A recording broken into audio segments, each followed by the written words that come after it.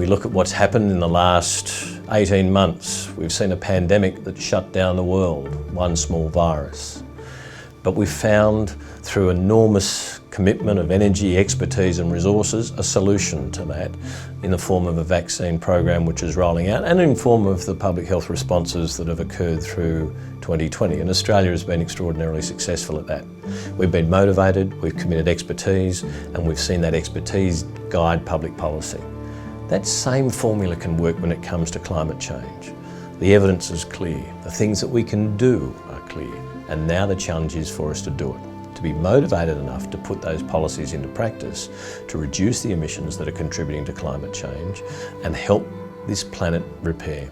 For example, if we take into consideration the impact of the healthcare system in Australia, if we gather together that enormous industry that is healthcare in Australia, it accounts for probably a similar emission contribution to that of the state of South Australia, roughly 7% of total emissions. So that's an enormous window of opportunity where the people who are likely to be treating the adverse impact of climate change, which has already started, as a system can contribute to the solution.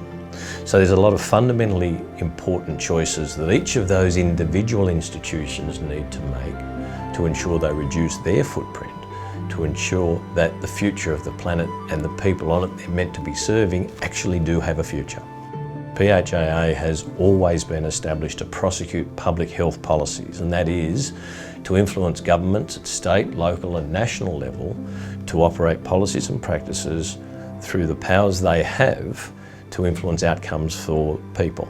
But more importantly, our responsibility is to draw to the attention of all policy and decision makers the impact of climate change with regard specifically to health.